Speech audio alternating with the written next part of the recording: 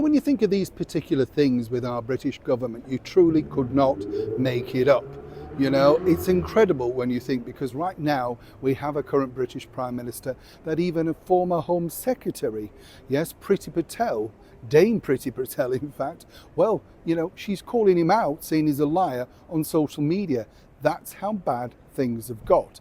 Yes, parties always cross-wired and everything like that, but now for one to openly go out and say these things in the land of social media is very damaging indeed. But this, of course, is all brought on by the fact that when you look at it, you know, you have a government who literally are not telling the truth. Time and time again, they're caught out with super injunctions, all of that sort of stuff.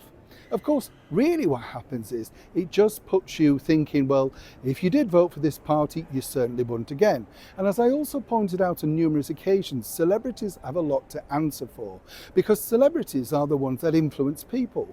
You know, you may not think that, not all of us are influenced by them, but certain individuals are, particularly if they are nice, warm, friendly, and you believe the characters that they've created. The ubiquitous ones, of course, like Carol Vorderman, Sally Lindsay, Elton John, well, they were just in for the ride, looking for publicity. Now, of course, like Dawn French, they probably regret it. You get the picture. But you see, here's where a problem now has occurred by really Keir Starmer's own doing.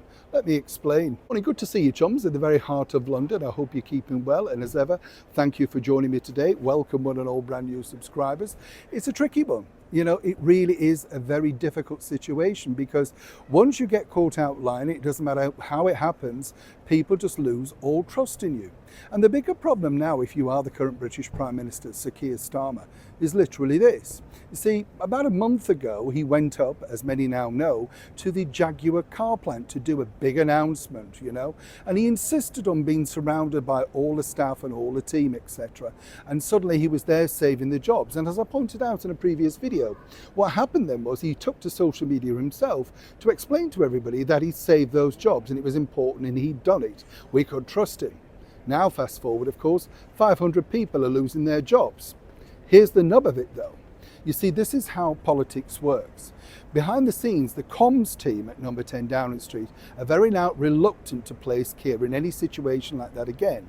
So the next plan, and this is from an excellent source, and as ever I have to say allegedly, is once Keir or Angela Rayner or Rachel Reeves visit any factory or any big organisation, they're going to be checking in advance to make sure that that particular organisation will not be in the near future making people redundant, closing down, or have a big announcement to make. You understand how this works. It's never about, you know, sort of securing it for you or all the things that could happen and did happen. It's about how does it look for them in the long run. It's about voters, imagery, and basically not having a clapback. Now, obviously, Jaguar must have known that they were making these redundancies. I mean, you don't make them just 6 weeks down the line. So all those poor people stood behind the British Prime Minister thinking that everything was hunky-dory and he'd now secured everything and life was good. Well, very quickly they found out that it wasn't. It's not just, of course, down to the woke, ridiculous marketing campaign that Jaguar allowed themselves to be tied into and paid a lot of money for. But of course, behind the scenes, nobody wanted to blow Sir Keir's big moment. They thought, of course, Jaguar having the British Prime Minister announcing something in their showroom would be good for them. How little did they know, and how little did Keir Starmer know, as ever remains to be seen. But the bottom line is, they're never truthful with you, are they? And in the future, they'll do their very best to make sure that you don't find out in advance if any bad news is coming your way. But of course, I'm always happy to share. Neil Sean in the very heart of London.